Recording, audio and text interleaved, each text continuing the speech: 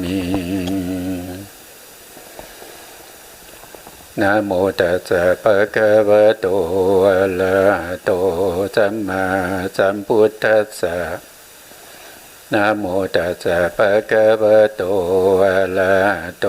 สัมมาสัมพุทธัสสะนะโมตัสสะภะคะวะโตอะระหะโตสัมมาสัมพุทธัสสะสัมมาสัมพุทธมัตโตลังสัสสะธัมมาคโนตมังอาภิวาทิยาภาสิสังอาภิธรรมมัทธาสังฆังตถาวุตตาภิธรรมมัตถาจตุธาปรมัตถโตจิตตังเจตสิกังรูปังนิพพานามิติสัพพทาขอกราบนมัสการพระมหาเถระพระสังฆาธิการพระเถรานุเถระและขอสวัสดีท่านผู้ฟังและผู้ชมทุกท่านที่ติดตามในรายการพระไตรปิฎกลอยฟ้าในเนื้อหาของพระอภิธรรมนะครับครั้งนี้ก็เป็นครั้งที่76นะครับในเรื่องของปกิณณกะสังคหะในปฏิเฉดที่3ในชั้นจุลโทนะครับวันนี้ก็เรายังพูดถึงในเรื่องของอารมณ์อยู่นะครับในปฏิเฉดที่3เนี่ยก็จะพูดในธรรมอยู่ด้วยกันทั้งหมดอยู่6อย่างด้วยกันนะก็จะเรียกว่าเป็นปกิณณกะสังคหะนะครับก็จะมี1ก็คือเราก็เรียนในเรื่องของเวทนานะครับเวทนาสังคหะนะเรื่องที่2เราก็เรียนในเรื่องของเหตุสังคหะเรื่องที่3เราก็มาเรียนในเรื่องของกิจสังคหะนะครับเรื่องที่4เราก็มาเรียนในเรื่องของทวารสังคหะแล้วก็เรื่องที่5เรากำลังเรียนอยู่นี้ก็คือเรื่องของอารมณ์สังคหะแล้วเรื่องที่6ที่เราจะเรียนต่อไปก็คือเรื่องของทวารสังคหะนะครับก็จะมีอยู่ทั้งหมด6เรื่องใหญ่ๆนะครับซึ่งในเรื่องของอารมณ์ก็จะเป็นเรื่องที่จะเข้าใจยากในธรรมทั้ง6หมวดนี้นะครับก็จะมีเรื่องของอารมณ์ที่เข้าใจยากนะอารมณ์ก็มีหลายหัวข้อด้วยกันนะตอนแรกเราก็เรียนในเรื่องของอารมณ์6นะอารมณ์6ก็จะมีรูปารมณ์สัทธารมณ์คันธารมณ์รัสสารมณ์โพธพารมณ์แล้วก็ธรรมารมณ์ต่อจากนั้นเราก็เอาอารมณ์6เนี่ยไปจำแนกออกเป็น2อย่างนะครับ2อย่างนั่นก็คือเป็นประเภทที่เป็นอาธิปดีอารมณ์กับอารมณ์ที่เป็นแบบธรรมดาทั่วไปไม่ได้มีอะไรพิเศษนะครับพอมาเรื่องที่3เราก็มาแยกอารมณ์6ออกเป็น2อย่างเหมือนกันเรียกว่า2พวกนะ2พวกนี้ก็จะมี1ก็คือในเรื่องของเตกาลิกะอารมณ์ก็คืออารมณ์ที่เกี่ยวเนื่องกับการทั้ง3ที่เป็นปัจจุบันอดีตอนาคตแล้วก็กาลวิมุตติอารมณ์ก็คืออารมณ์ที่ไม่เกี่ยวข้องกับการเวลานะนี่ก็เป็นพวกนะ2พวกแล้วเราก็มาเรียนในเรื่องของอารมณ์ใหญ่นะครับอารมณ์แยกโดยประเภทอารมณ์ใหญ่ก็จะมีอยู่4อย่างด้วยกันก็จะมี1ก็คือกรรมเป็นกรรมอารมณ์หรือเป็นกรรมธรรมทั้งหลายนะกรรมอารมณ์นะแล้วก็มหคตาอารมณ์แล้วก็บัญญัติอารมณ์แล้วก็โลกุตระอารมณ์ก็จะมีอยู่4อย่างใน4อย่างนี้ก็แยกเป็นแยกเอาจิตมาเป็นผู้รู้อารมณ์นี้นะเอาจิตมาเป็นผู้รู้อารมณ์นี้จิตทั้งหมดที่เราว่าโดยย่อมี89แต่ถ้าเราว่าโดยอภิสดาร121แต่ในที่นี้เราจะพูดถึงจิตอยู่ทั้งหมด91ดวงว่าโดยย่อนะครับถ้าว่าโดยพิสดารก็จะเป็น123ดวงนะทำไมมันมากขึ้น2ดวง นะมากขึ้นก็เนื่องจากว่าจิตที่เป็นอภิญญาจิตจิตที่มีการเป็นจิตพิเศษที่สามารถจะทำให้เราเนี่ยแสดงฤทธิ์ได้นะครับสามารถทำให้เราแสดงฤทธิ์นะก็จะมีหนึ่งก็คืออภิญญากุศลนะครับอันนี้ก็เกิดแก่บุคคลที่ได้สมาบัติ8หรือสมาบัติ9แล้วก็อธิษฐานให้เกิดอภิญญาอันนี้ก็คือปุถุชนนะแล้วก็มีพระอริยบุคคลอีก4นะครับตั้งแต่โสดาบันสกทาคามีอนาคามีแล้วก็พระอรหันต์นะครับก็จะมีในลักษณะอย่างนี้นะตอนนี้เรากำลังอยู่ในเรื่องของอารมณ์ประเภทใหญ่อยู่4อย่างแล้วก็มีจิตที่รู้แน่นอนนะแน่นอนอยู่31ดวงนะแล้วไม่แน่นอนอยู่60ดวงนะครับเรากำลังถึงตรงที่การจำแนกจิตโดยอารมณ์แน่นอนนะครับแล้วก็จิตที่รับอารมณ์แน่นอน60ดวงนะครับ60ดวงนะทีนี้เราก็มาดูรายละเอียดในสไลด์นะครับในสไลด์ของเรานะในสไลด์ของเราเนี่ยท่านก็ครั้งที่แล้วเนี่ยผมก็ได้พูดถึงเรื่องของจำนวนจิตอยู่25ดวงที่รับอารมณ์โดยแน่นอนแน่นอนในที่นี้เขารับอะไรเขารับในกรรมธรรมใช่ไหมครับเขารับในกรรมธรรมที่เป็นกรรมธรรมอย่างเดียวนะครับกรรมธรรมก็ได้แก่กรรมจิตนะได้แก่กรรมจิต54นะครับแล้วก็เจตสิก52นะครับเจตสิก52แล้วที่เจตสิก52นี่คือเจตสิกที่ประกอบกับกรรมจิตนั้นนะครับกรรมจิตนั้นเดี๋ยวผมหาแผนภูมินะครับกรรมจิตแล้วก็มีรูป28นะแล้วก็มีรูป28ตรงนี้ก็จะพูดถึงในเรื่องของกรรมธรรมหรือกรรมธรรมอย่างเดียวคืออะไรนะครับผมก็จะพูดถึงตรงนี้ก็คือได้แก่กรรมจิตนะกรรมจิต54นะกรรมจิต54แล้วก็เจตสิก52นะทั้งหมดเลยนะครับที่ประกอบกับกรรมจิตแล้วก็รูป28นะรูป28เนี่ยรูป28ทั้งหมดนี้เราเรียกว่าเป็นกรรมธรรมนะกรรมธรรมจิตอะไรก็ตามที่รู้เฉพาะกรรมธรรมอย่างเดียวเนี่ยเราเรียกว่าจิตนั้นรู้อารมณ์โดยแน่นอนคือรู้อย่างเดียวเขารู้เฉพาะกรรมธรรมอย่างเดียวเขาไม่ไปรู้อย่างอื่นคืออะไรก็คือมหากตธรรมนะครับแล้วบัญญัติธรรมแล้วก็ธรรมที่เป็นนิพพานนะฮะเนี่ยมีเป็นนิพพานนะนิพพานก็เป็นธรรมอารมณ์นะพูดถึงกรรมธรรมอย่างเดียวนะครับก็ได้แก่ทวิปัญจวิญญาณจิต10นะมโนธาตุ3นะรวมกันก็จะเป็น13นะแล้วก็สันติละนะตัวนอนเนนเนี่ยก็คือหมายถึงตัวอักษรย่อมาจากในวิถีนะที่เราใช้กันอยู่นะครับก็คือสันติละนะจิตนะสันติละนะจิตมีอยู่3ดวงนะมีอยู่3ดวงก็คืออุเบกขาสันติละนะจิต2แล้วก็สมนัสสันติละนะจิต1รวมกันก็เป็น3ดวงแล้วก็ยังมีมหาวิปากจิต8อันนี้เป็นจิตที่นำเกิดนะครับทำหน้าที่4อย่างเป็นมหาวิปากจิตนะเป็นวิบากนะเป็นวิบากแล้วก็มีหาสิตุปาทจิตอีก1นะครับรวมกันก็จะเป็นอยู่12นะครับ8บวก3ก็เป็น11บวกอีก1ก็เป็น12บวก13ก็เป็น25จิต25ดวงนี้รู้อย่างเดียวเท่านั้นรู้อะไรรู้กรรมธรรมนะรู้กรรมธรรมนะครับอันนี้ว่าโดยอารมณ์ประเภทใหญ่ๆนะครับประเภทใหญ่ๆแยกได้4อย่างด้วยกันนะเมื่อวานนี้พูดถึงตรงข้อที่6นะครับพอดีเวลาหมดไปนะข้อที่6ก็คือได้แก่วิญญาณัญจายตนะฌานจิต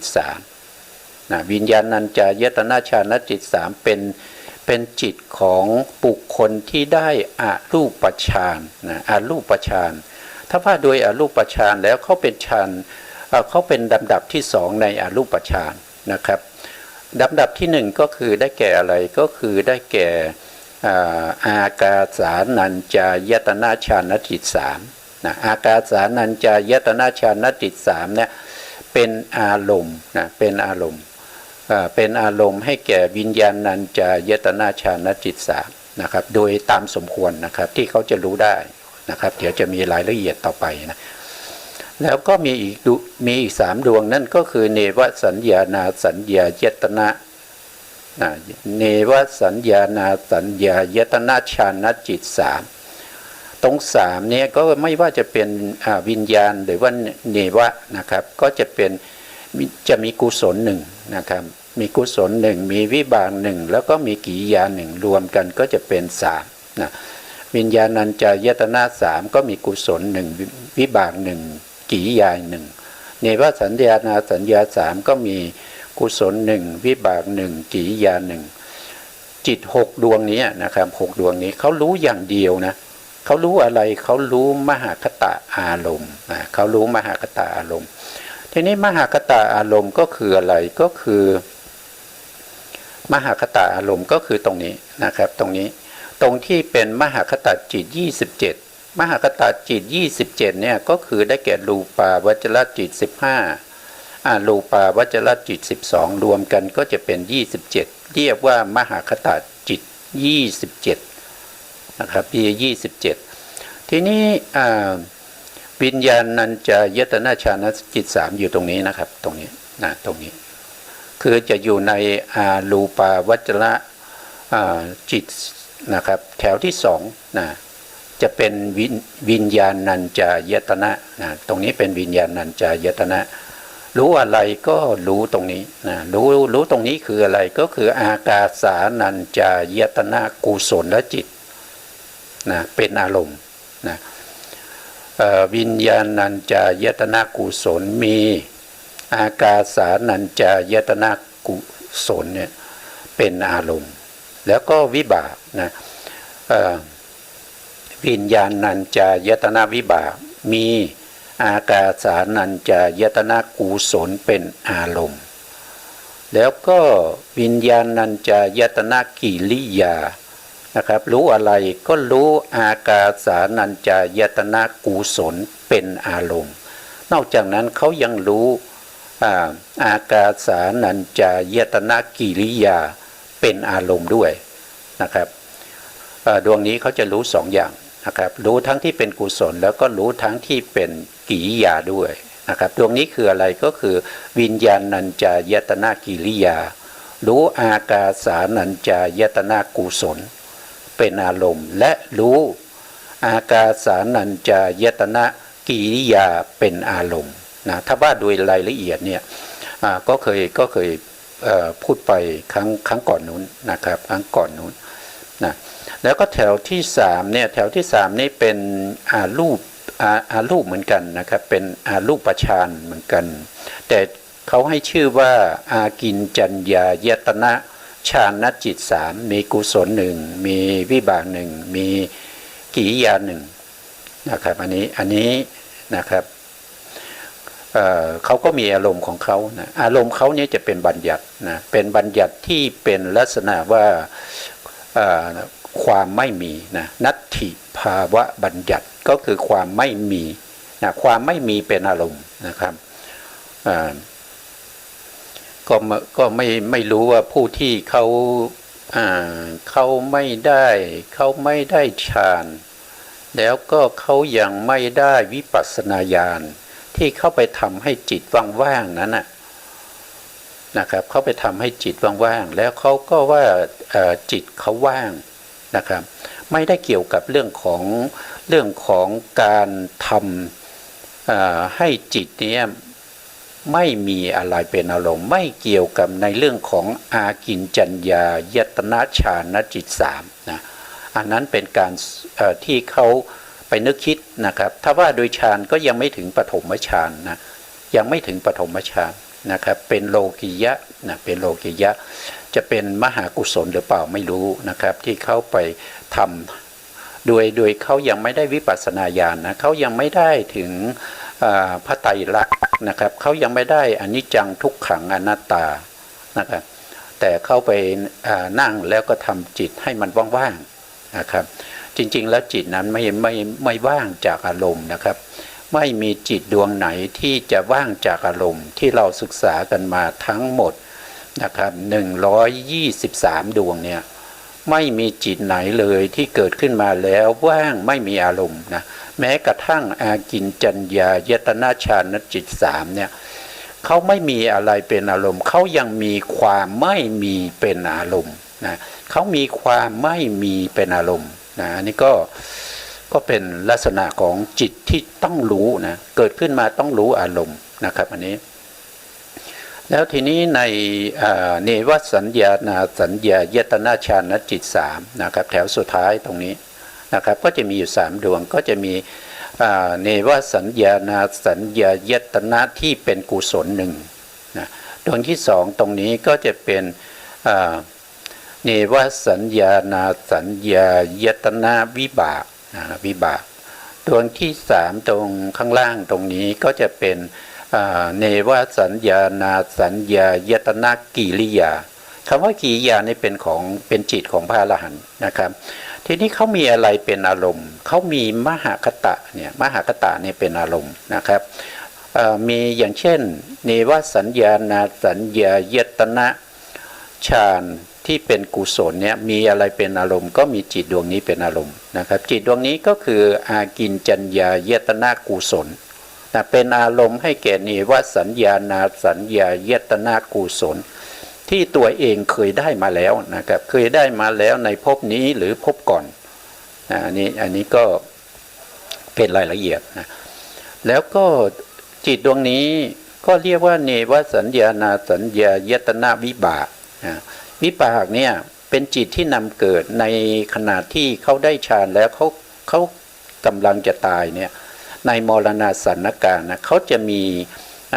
จิตที่เป็นกุศลคือดวงนี้นะครับดวงนี้คืออากินจัญญายตนะกุศลดวงนี้จะมาเป็นนิมิตที่เราเรียกว่ากรรมนิมิตอารมณ์ให้แก่เนวสัญญานาสัญญายตนะวิบากเป็นอารมณ์แล้วก็ไปนำไปเกิดในอารูปพรหมเป็นพรหมที่ชื่อว่าเนวสัญญานาสัญญายตนะภูมิเนวสัญญานาสัญญายตนะพรหมนะครับไปเกิดอยู่เป็นอรูปพรหมไม่มีรูปมีแต่นามอย่างเดียวเขามีนามอย่างเดียวนะเขาไม่มีรูปนะเขาไม่มีตาไม่มีหูไม่มีจมูกไม่มีลิ้นไม่มีกายมีแต่สภาวะนามธรรมจิตเขาก็มีนะครับจิตเขาก็มีแต่เขามีจิตอะไรบ้างนะเขามีจิตอะไรบ้างนะทีนี้ก็อยากจะรู้ใช่ไหมครับว่าเวลาเขาไปเกิดแล้วเขาจะมีจิตทั้ง89ไหมนะครับหรือว่าจะมีเฉพาะบางดวงนะอันนี้ก็เสริมจากตรงนี้นะครับไหนๆเราก็ต้องเรียนอยู่แล้วนะครับเพราะฉะนั้นผมก็จะเรียนท่านผู้ฟังว่าบุคคลที่ไปเกิดในอารูปพรหมเนี่ยถามว่าโลภะมูลจิตมีไหมเกิดขึ้นได้ไหมตอบว่าเกิดขึ้นได้นะโลภะมูลจิตเนี่ยเขาเกิดขึ้นได้นะครับไม่ว่าจะเป็นทิฏฐิคตะสัมปยุตหรือว่าทิฏฐิคตะวิปยุตก็เกิดขึ้นได้นะครับโทสะมูลจิตมีไหมตอบว่าไม่มีนะครับพวกที่เป็นพรหมไม่ว่าจะเป็นรูปประพรหมหรืออารูปประพรหมไม่มีโทสะนะไม่มีโทสะนะครับไม่มีโทสะแล้วก็บุคคลที่เป็นอารูปประพรหมมีโมหะไหมก็ตอบว่ามีนะครับมีโมหะ2นะถามว่าจักขุทวิปัญจวิญญาณจิต10มีไหมไม่มีนะครับจิตพวกนี้ไม่มีสัมปติชนะก็ไม่มีสันติละนา3ก็ไม่มีปัญจทวาราวชนะจิตก็ไม่มีหาสิตุปาทจิตก็ไม่มีมโนทวาราวชนะจิตมีไหมก็ตอบว่ามีนะครับในอาเหตุกาเนี่ยท่านจะมีจิตดวงเดียวเท่านั้นก็คือมโนทวาราวชนะจิตนะมหากุศลจิต8มีไหมมีนะครับมีท่านมีได้นะครับขึ้นอยู่กับท่านจะนึกคิดนะเพราะท่านไม่มีรูปท่านไม่สามารถจะเห็นได้แล้วแต่จิตของท่านจะนึกคิดนะนึกคิดตึกไปในเรื่องไหนที่เป็นกุศลบ้างอกุศลบ้างนะครับก็ตึกไปตามนั้นนะแล้วมหาวิบากมีไหมตอบว่ามหาวิบากไม่มีในรูปภูมินะครับแล้วก็มหากิริยามีไหมตอบว่าพระอรหันต์ที่เป็นอารูปภูมิมีนะครับเพราะฉะนั้นมหากิริยาทั้ง8ดวงนี้ก็สามารถเกิดในบุคคลที่เป็นเนวสัญญานาสัญญายตนะภูมิได้นะเกิดตรงนั้นได้นะครับ ถามว่าจิตที่เป็นรูปาวจรจิต15นี่มีได้ไหมในรูปภูมิตอบว่ามีไม่ได้นะครับตอบมีไม่ได้มีไม่ได้นะเขามีตรงนี้ไม่ได้เพราะตรงนี้เนี่ยเวลาจะเกิดขึ้นเนี่ยเขาต้องอย่างเช่นปัทวีเรื่องของกัดสินเนี่ยต้องใช้ตาเพ่งใช่ไหมครับต้องใช้ตาเพ่งติดตาแล้วก็ติดใจแต่เขาไม่มีตาเขาจะทำได้ยังไงเขาทำไม่ได้นอกจากที่เขาเคยได้มาก่อนในภพก่อนๆนู้นที่เขาเป็นมนุษย์หรือเป็นเทวดาหรือว่าเป็นรูปภูมินะครับแล้วเขานึกได้เขามาเกิดเป็นรูปภูมิแล้วเขาสามารถนึกได้แต่เขานึกเนี่ยเขาไม่ได้นึกด้วยจิตที่เป็นรูปฌานนะครับเขาไม่ได้นึกด้วยจิตประเภทที่เป็นดูปาวจรจิต15ไม่ใช่อย่างนั้นนะครับไม่ใช่อย่างนั้นเพราะฉะนั้นตรงนี้มีไม่ได้นะตรงนี้มีไม่ได้นะครับแล้วถามว่าจิตที่เป็นรูปเนี่ยมีได้12ไหมมีได้นะครับตรงนี้มีได้นะครับมีได้ในภพภูมิที่เขามีนะครับแต่จิตที่มีไม่ได้ในรูปภูมิก็ขึ้นอยู่กับบุคคลนะถ้าตอนนี้เราพูดถึงเนวสัญญานาสัญญายตนะพรหมใช่ไหมครับเพราะฉะนั้นเนวสัญญานาสัญญายตนะพรหมเนี่ยก็จะมีจิตข้างหลัง3ดวงนี้ได้นะ3ดวงนี้มีได้นะครับจิตที่เขาไม่มีเลยโดยแน่นอนนี่ก็คือพวกที่เป็นวิบากนะ3ดวงข้างหน้านี้มีไม่ได้เช่นอากาสานัญจายตนะวิบากเนี่ยมีไม่ได้นะวิญญาณัญจายตนะวิบากมีไม่ได้นะครับแล้วก็อากินจัญญายตนะวิบากก็มีไม่ได้3ดวงนี้มีไม่ได้แน่นอนเพราะเขาเป็นเนวสัญญานาสัญญายตนะพรหมเขามีดวงนี้นะว่าโดยวิบากเนี่ยจะต้องเป็นของใครของมันนะครับจะต้องเป็นของใครของมันถ้าเป็นเนวะก็มีดวงเดียวดวงนี้แหละถ้าเป็นอากินก็จะมีดวงนี้ดวงเดียวก็คืออากินจัญญายตนะวิบากนะครับมีดวงอื่นไม่ได้นะมีวิบากดวงอื่นไม่ได้มีดวงนี้ดวงเดียวนะถ้าเขาเป็นวิญญาณัญจายตนะพรหมนะครับเขาก็มีวิญญาณัญจายตนะวิบากดวงเดียวเท่านั้นเขาจะมีดวงอื่นที่เป็นวิบากมาร่วมด้วยไม่ได้นะครับแล้วก็ถ้าเขาเป็นอากาสานัญจายตนะพรหมเขาก็จะมีอากาสานัญจายตนะวิบากเนี่ยเป็นจิตประจำในตัวเขาทำหน้าที่ปฏิสนธิภวังค์แล้วก็จุติทั้งหมดเนี่ยทำหน้าที่แค่3อย่างนะครับนะแค่3อย่างของใครของมันมีเราจะไปมีของคนอื่นไม่ได้นะไม่เหมือนกับพวกที่เป็นกุศลนะครับพวกที่เป็นกุศลอย่างเช่นเนวสัญญานาสัญญายตนะพรหมนะครับนึกถึงอากาสานัญจายตนะที่ตนเคยได้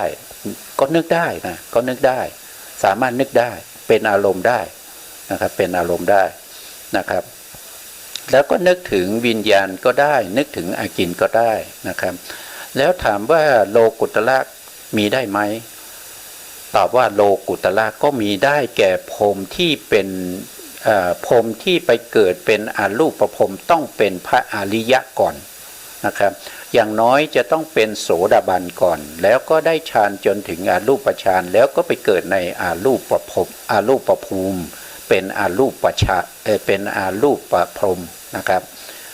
เขาก็ทำวิปัสสนาต่อไปได้แต่ถ้าเป็นปุถุชนไปเกิดในรูปฌานพวกนี้นะครับเป็นอรูปพรหมนะบุคคลคนนี้จะไม่สามารถที่จะทำโสดาปัตติมรรคให้เกิดขึ้นได้บุคคลนั้นอย่างเช่นที่เราทราบกันดีว่าอาจารย์ของพระโพธิสัตว์นะครับที่เป็นอุทกดาบทกับอาดาลดาบทนะครับ2ท่านนี้นะครับไปเกิดในอุทกดาบทเนี่ยไปเกิดอยู่ตรงที่เป็นเนวสัญญานาสัญญายตนะภูมินะครับก็ไปกลายไปเป็นพรหมเป็นเนวสัญญานาสัญญายตนะพรหมอยู่ในเนวสัญญานาสัญญายตนะภูมินะครับอันนี้จะไม่สามารถจะทำโสดาบันได้เมื่อทำโสดาบันไม่ได้เขาก็จะไม่มีโอกาสที่จะเป็นสกทาคามีอนาคามีแล้วก็เป็นพระอรหันต์ไม่ได้ เขาก็จะต้องไปอยู่จนครบอายุเขาตรงนี้84,000มหากัปนะครับเมื่อครบอายุแล้วเขาต้องกลับมาเกิดเป็นมนุษย์หรือว่าเป็นเทวดานะครับแล้วก็มาพบกับความทุกข์เหมือนเดิมนะครับความทุกข์เหมือนเดิมเกิดมาเป็นมนุษย์มีทุกข์กับมีสุขเท่ากันนะครับถ้าไปเกิดเป็นเทวดาก็จะมีสุขมากกว่าทุกข์นิดหน่อยนะครับไม่ได้มากมายอะไรนะครับมีสุขมากกว่าทุกข์นิดหน่อยเท่านั้นเองนะแต่ทั้งหมดทั้งมวลนั้นก็เป็นทุกข์อยู่ดีนะครับที่เราเห็นว่าเป็นสุขมันก็เป็นทุกข์นะครับเพราะว่าสุขนี่มันก็ทนอยู่ในสภาพของความเป็นสุขไม่ได้นะครับมันก็ต้องเปลี่ยนแปลงมันก็เป็นทุกข์อยู่ดีนะแล้วก็ถ้าเป็นอีกบุคคลหนึ่งนะครับที่เป็นที่ชื่อว่าอาดาลัดดาบทนะครับก็มาเกิดอยู่ในชั้นนี้ครับเกิดอยู่ในชั้นที่เป็นอากินจัญญายตนะภูมินะครับไปเกิดเป็นพรหมชื่อว่าอากินจัญญายตนะพรหมนะครับก็หมดอายุก็ต้องกลับมาเกิดเป็นมนุษย์อยู่ดีนะครับแล้วก็มีโอกาสที่จะไปเกิดในอบายด้วยนะถ้ามาเกิดเป็นมนุษย์แล้วเนี่ยสามารถไปเกิดในอบายได้นะครับพวกที่เป็นพรหมเป็นปุถุชนนะครับต้องกลับมาเกิดเป็นมนุษย์หรือเทวดานะครับเมื่อมาเกิดเป็นมนุษย์หรือเทวดามีโอกาสจะไปเกิดในนรกได้มีโอกาสไปเกิดเป็นเปรตเป็นอสุรกายเป็นสัตว์นรกได้นะครับมันวนเวียนอยู่อย่างนี้นะครับแต่ถ้าเป็นพรหมอยู่ดีๆจะไปเกิดในอบายนี้ไม่ได้นะอย่างเช่นยกตัวอย่างเช่นอุทกดาบทอย่างเงี้ยนะครับถ้าท่านหมดอายุไขในเนวสัญญานาสัญญายตนะภูมิแล้วท่านจะไปเกิดเป็นเปรตเลยไม่ได้นะครับ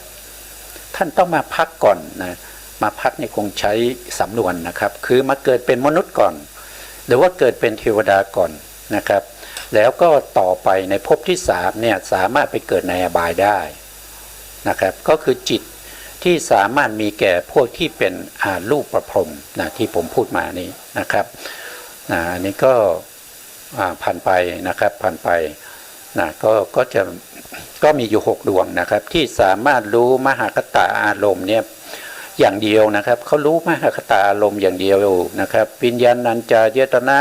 ฌานจิต3หรือว่าเนวสัญญานาสัญญายตนะฌานจิต3เนี่ยเขาไม่สามารถที่จะรู้กรรมธรรมได้นะเขาไม่สามารถจะรู้กรรมธรรมได้นะเขาไม่สามารถที่จะรู้โลภะได้นะ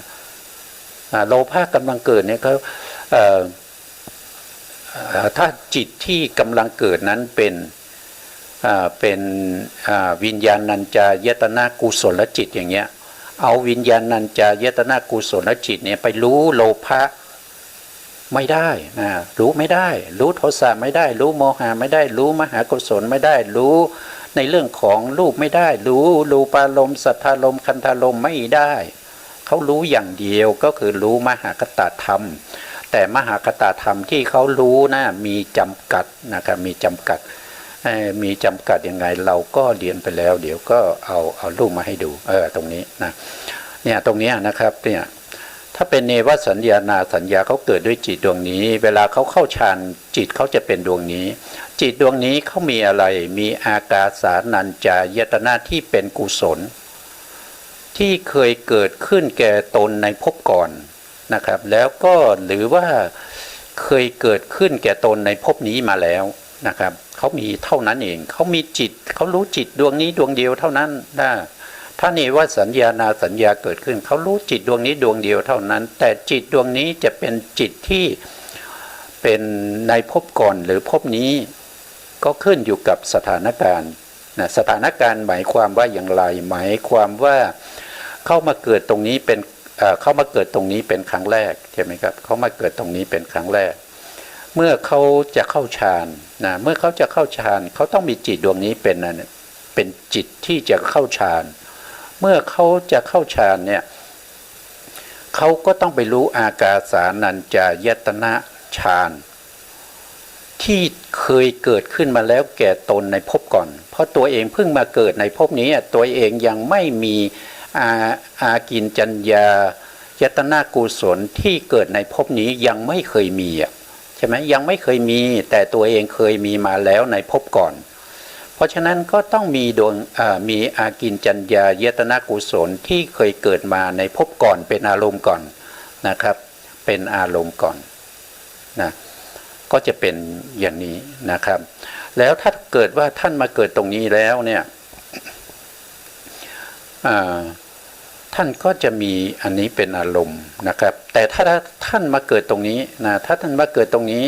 พอมาเกิดตรงนี้ก็เป็นอากินจัญญายตนะวิบากใช่ไหมครับเป็นอากินจัญญายตนะวิบาก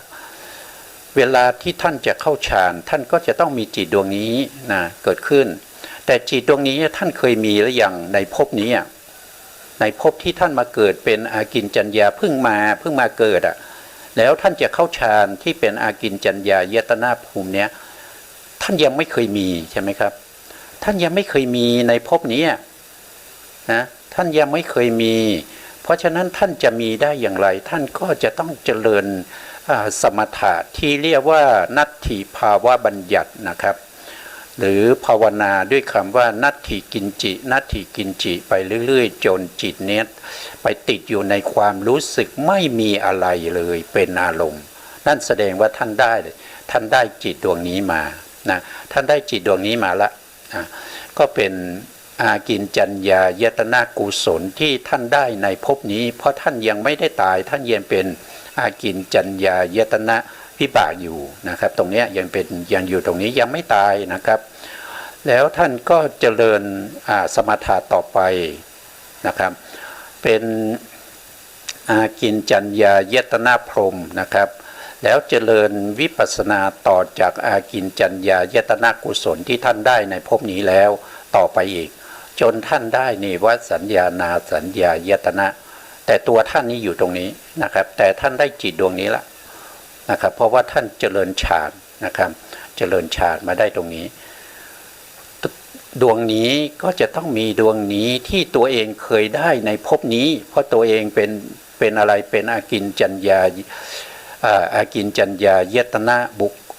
บุคคลอยู่นะครับแล้วก็ได้ดวงนี้ในภพนี้นะแล้วก็เจริญต่อไปจนได้เนวะก็จะต้องมีดวงนี้เป็นอารมณ์เพราะฉะนั้นดวงนี้ก็จะเป็นในภพนี้นะครับก็จะเป็นในภพนี้นะมันก็จะเป็นลักษณะอย่างนี้นะครับอันนี้ฟังยากนะครับฟังยากแต่ถ้าเข้าใจแล้วก็เข้าใจเลยนะครับเข้าใจเลยนะอันนี้ก็จะเป็นในลักษณะอย่างนี้นะครับแต่ถ้าเป็นประเภทที่เป็นวิบากเนี่ยนะวิบากก็คือหมายถึงว่าเขาได้เนวสัญญานาสัญญาแล้วนะครับแล้วเขาก็เจริญเนวสัญญานาสัญญาฌานยังไม่เสื่อมเวลาที่เขาตายเขาตายจากอากินจัญญาเขาก็ต้องเลื่อนมาเกิดตรงนี้นะครับก็ต้องเลื่อนมาเกิดตรงนี้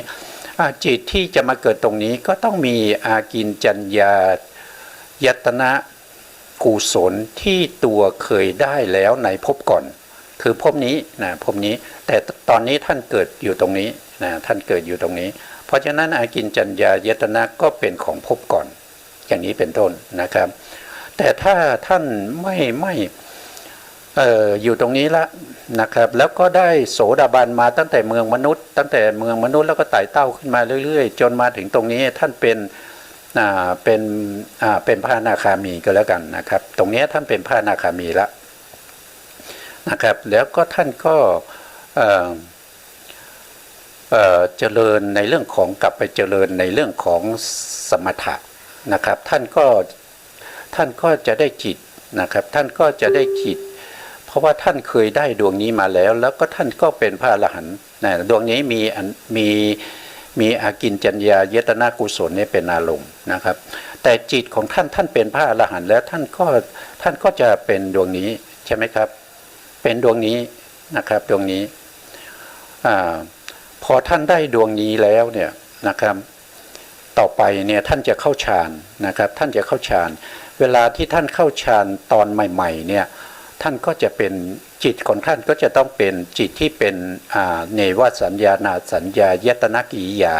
ตอนใหม่ๆนะครับเนวสัญญานาสัญญายตนะกิริยานี้ก็จะมีจิตดวงนี้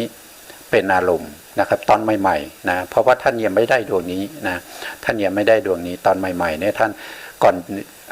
ที่ท่าน ก่อนที่ท่านจะเป็นพระอรหันต์หลังจากท่านเป็นพระอรหันต์แล้วท่านก็เจริญฌานท่านได้ดวงนี้แต่ดวงนี้ยังไม่ได้นะครับเพราะฉะนั้นท่านก็จะมีดวงนี้เป็นอารมณ์นะมีดวงนี้เป็นอารมณ์เมื่อท่านเป็นพระอรหันต์แล้วจิตของท่านก็จะต้องเป็นจิตดวงนี้นะครับตัวของท่านอ่ะจิตต้องเป็นดวงนี้เวลาท่านเข้าฌานในรอบใหม่นะครับภายหลังนะครับท่านก็เข้าฌานเนวะเพราะท่านเคยได้เนวะมาแล้วก็จะเป็นจิตตัวนี้แต่ตัวของท่านน่ะเป็นอากินแต่ว่าท่านเป็นพระอรหันต์ก็มีจิตดวงนี้แล้วเพราะฉะนั้นเนวสัญญานาสัญญายตนะกิริยาเนี่ยก็จะมี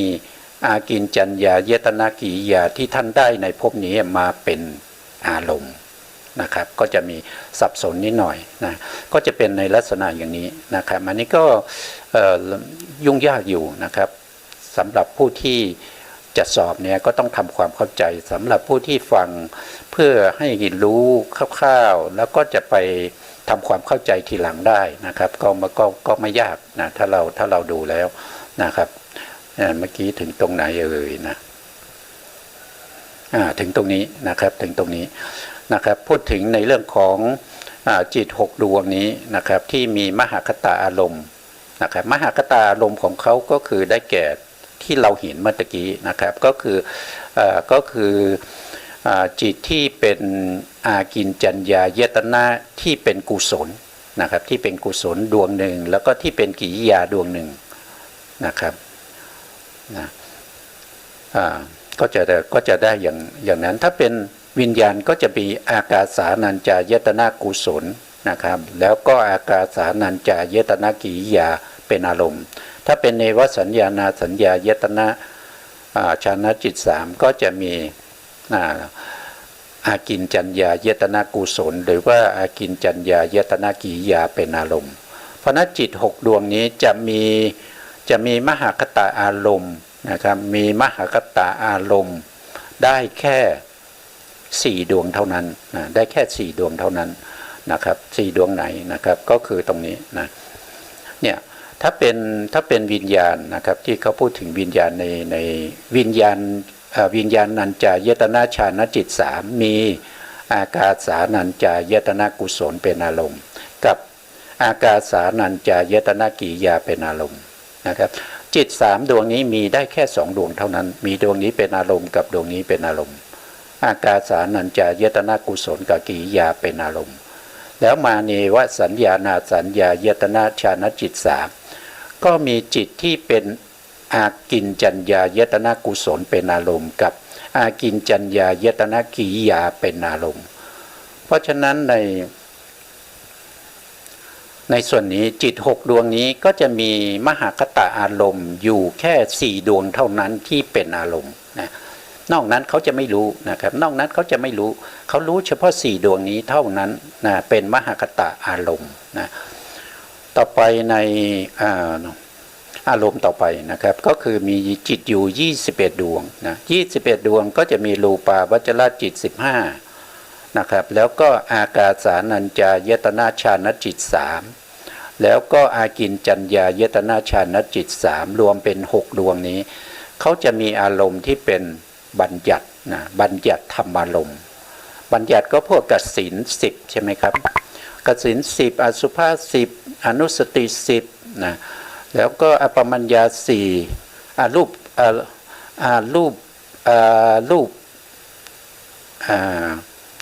นี้มีรูปนี้เป็นอารมณ์ไม่ได้นะครับก็จะมีบัญญัติก็จะมีนัตถิภาวะบัญญัติแล้วก็อากาสะบัญญัติอากาสะบัญญัติแล้วก็นัตถิภาวะบัญญัตินะครับก็จะมีเท่าไหร่ก็เป็น34 35 36นะก็จะมีอยู่36อารมณ์ที่เป็นบัญญัติ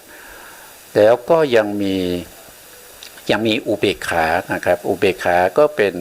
37นะอุเบกขานี้ก็คือเป็นพรหมวิหาร4นะครับที่เพิ่มมาจากเมตตากรุณามุทิตานะครับก็จะเป็น34นะ34นะ แต่ว่าถ้าเป็นตรงนี้นะตรงนี้ก็จะมีบัญญัติอีกสองบัญญัตินั่นก็คือนัตถิ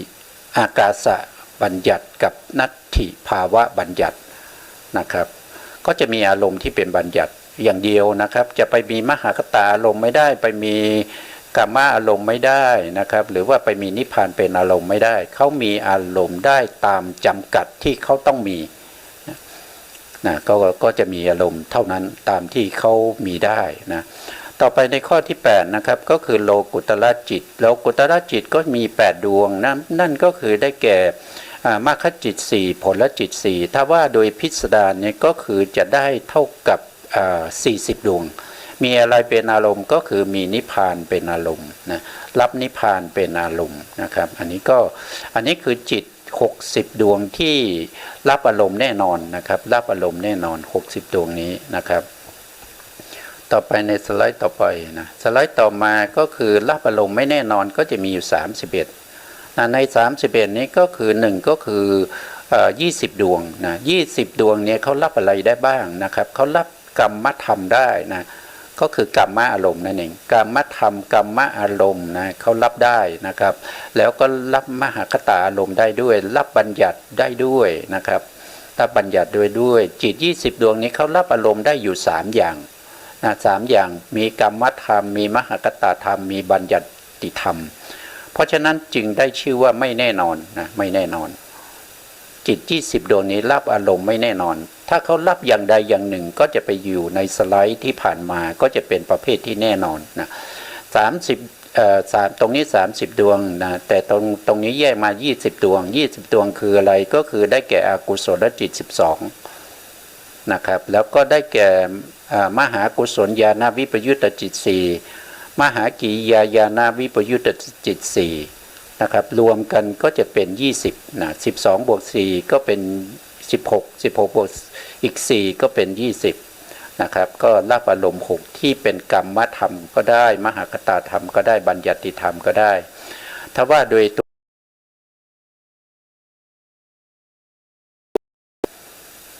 ทำไมตรงนี้มี51ตรงนี้เป็น52นะครับเท่าที่เจตสิกที่ประกอบในโลกียจิต81มีอยู่52ไม่ใช่มีอยู่51นะครับแล้วก็ตรงนี้28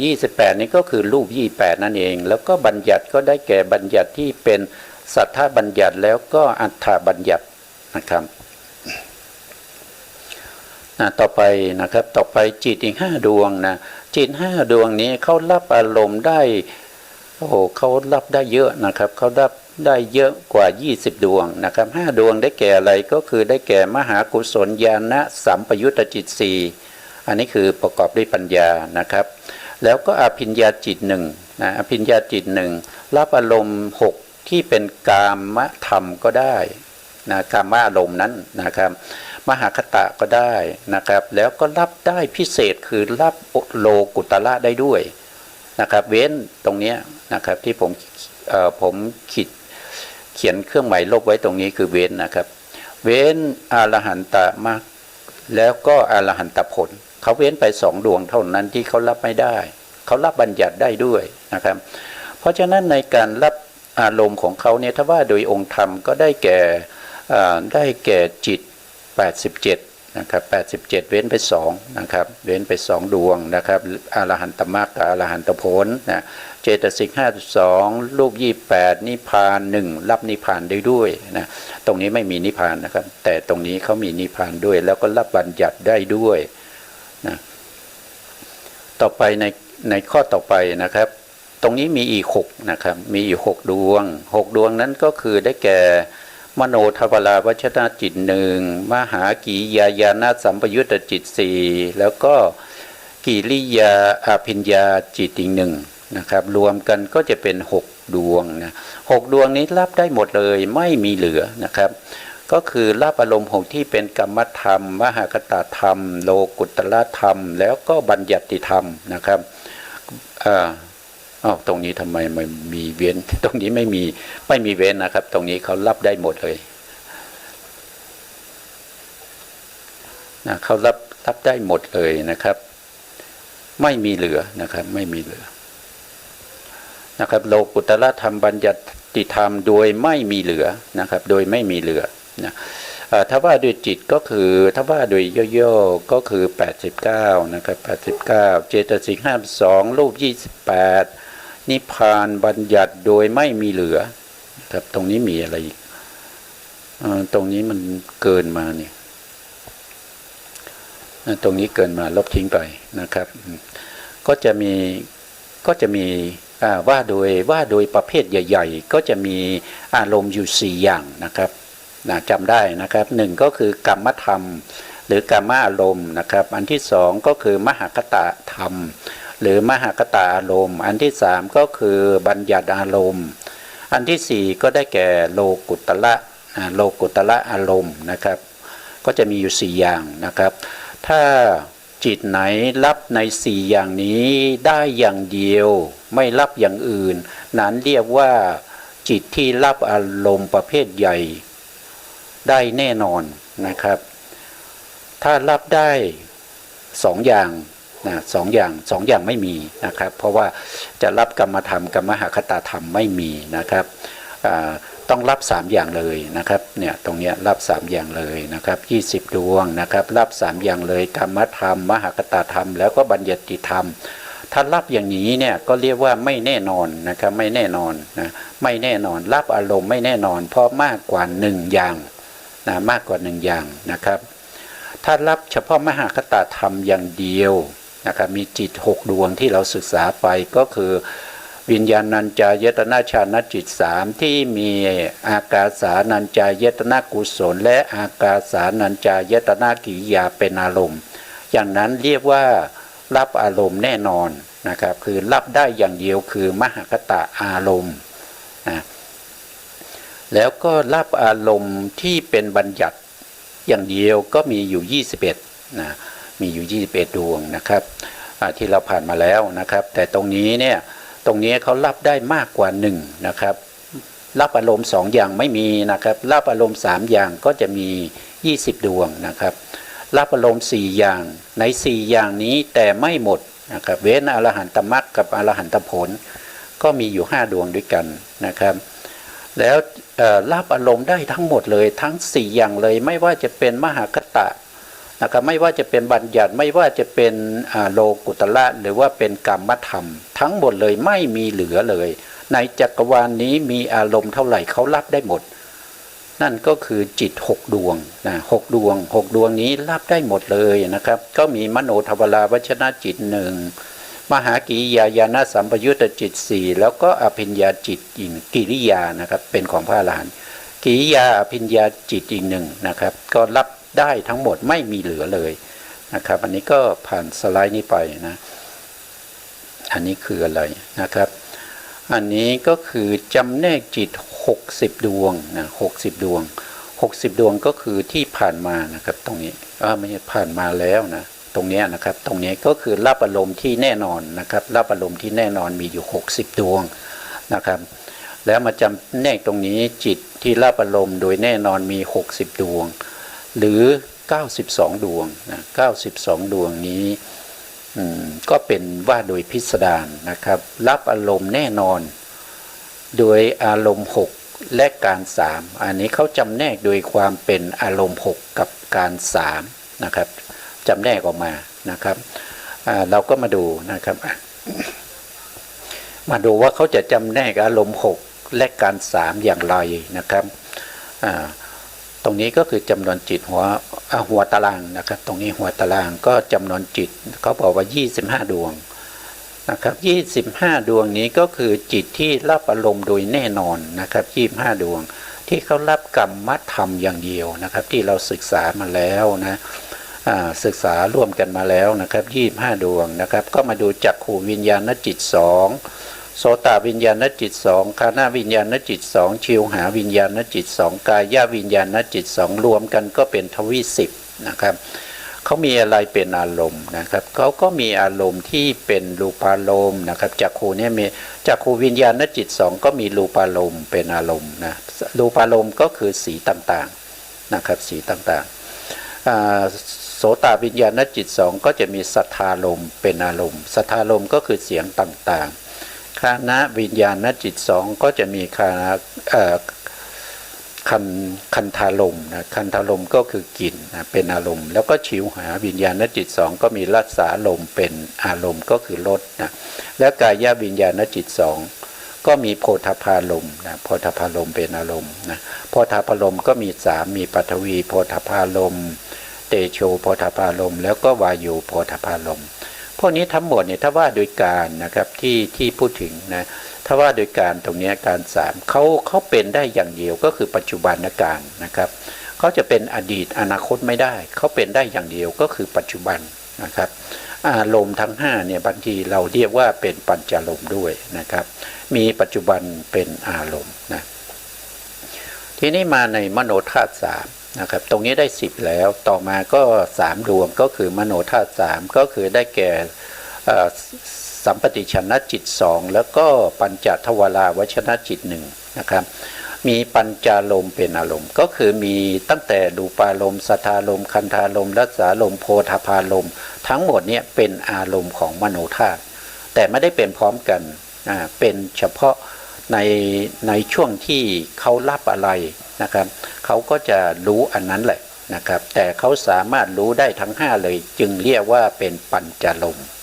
นะปัญจารมณ์เนี่ยมโนธาตุ3เวลารับก็ต้องรับปัจจุบันด้วยนะครับจะรับเป็นอดีตอนาคตไม่ได้จิต3ดวงนี้รับได้เฉพาะปัจจุบันนะครับบวกกับทวี10ก็จะเป็น13แล้วนะเป็น13แล้วก็มาดูต่อไปอีกนะครับ13ในตรงนี้เป็น25ใช่ไหมครับได้ไป13เพราะฉะนั้นก็เหลืออยู่12นะครับเหลืออยู่12ที่เรายังไม่ได้พูดถึงนะครับ12นั้นก็คือได้แก่ตรงนี้นะตรงนี้เห็นไหมครับก็มีสันติละนาจิต3นะสันติละนาจิต3เนี่ยรับอารมณ์ที่เป็นอารมณ์6นะครับรับได้ถึงธรรมอารมณ์ด้วยนะอารมณ์6ตรงนี้มี5ใช่ไหมครับมี5เรียกว่าปัญจารมณ์นะครับแล้วก็มีอีก1อารมณ์มาบวกกับปัญจารมณ์ถึงจะได้6อารมณ์อารมณ์ที่มาบวกนั้นก็คือธรรมอารมณ์ก็เป็นอารมณ์ทางใจนะครับที่เป็นเขารับอารมณ์6ทั้งที่เป็นกามนะครับเป็นกามก็คืออยู่ในกรรมธรรมนะเป็นกรรมธรรมนะรับอารมณ์6ที่เป็นกรรมธรรมก็คือกรรมจิต54เจตสิก52รูป28นะครับสันติละนา3เนี่ยเขารับได้ปัจจุบันอย่างเดียวนะเขารับปัจจุบันอย่างเดียวนะครับถ้าเป็นมหาวิปากจิต8มหาวิปากจิตโทษทีนะครับพลาดไปนิดหนึ่งนะสันติละนาจิต3เนี่ยเขารับได้ทั้งที่เป็นปัจจุบันอดีตแล้วก็อนาคตด้วยเขารับได้3การนะครับเมื่อกี้ผมพูดว่าสันติละนารับปัจจุบันอย่างเดียวไม่ใช่รับได้3การเลยนะครับทำไมรับได้3การเพราะว่าสันติละนาเนี่ยถ้าเป็นอุเบกขาสันติละนะเนี่ยเขาทำหน้าที่ถึง5อย่างนะเขาทำหน้าที่ถึง5อย่างแต่ที่เขาสามารถรับปัจจุบันอดีตอนาคตได้เนี่ยในขณะที่เขาทำหน้าที่ตถาลัมมนะนะครับตถาลัมมนะจำได้ไหมครับทำหน้าที่ตถาลัมมนะก็คือรับอารมณ์ต่อจากชวนะนะครับมหาวิบากก็ทำหน้าที่ตถาลัมมนะก็รับอารมณ์ต่อจากชวนะแล้วก็หาสิตุปาทจิตของพระอรหันต์ทำให้พระอรหันต์เกิดการยิ้มนะครับก็จะมีอยู่12ดวงพวกนี้ทั้ง12ดวงนี้เขารับอารมณ์ที่เป็นกรรมธรรมอย่างเดียวนะครับเหมือนกับพวกนี้ก็เป็นกรรมธรรมนะครับเขารับกรรมธรรมอย่างเดียวเพราะฉะนั้นกรรมธรรมที่เขารับแน่เป็นทั้งปัจจุบันก็ได้อดีตก็ได้อนาคตก็ได้เขารับได้อย่างนี้นะครับเวลาหมดพอดีนะครับก็ยุ่งยากอยู่นิดหน่อยนะครับก็ยากนิดหนึ่งนะครับเรื่องของอารมณ์นะครับก็ฟังไปเรื่อยๆนะครับฟังไปจนชินหูเนี่ยมันจะเข้าใจไปเองนะครับเข้าใจไปเองนะวันนี้เวลาหมดนะครับขอลาไปก่อนขอกราบขอบพระคุณพระครูสมุทรวิศวัตรวรกิจโจผู้ในการสถานีวิทยุเพื่อการศึกษาพระพุทธศาสนาและวัฒนธรรมวัดฝายหินจังหวัดเชียงใหม่ขึ้น FM 104.5 เมกะเฮิรตซ์นะครับแล้วก็ขอกราบขอบพระคุณพระครูปริยัติยานุศาสตร์ขอบคุณท่านผู้ฟังและผู้ชมทุกท่านที่ติดตามในรายการนี้ครับลาไปก่อนครับสวัสดีครับ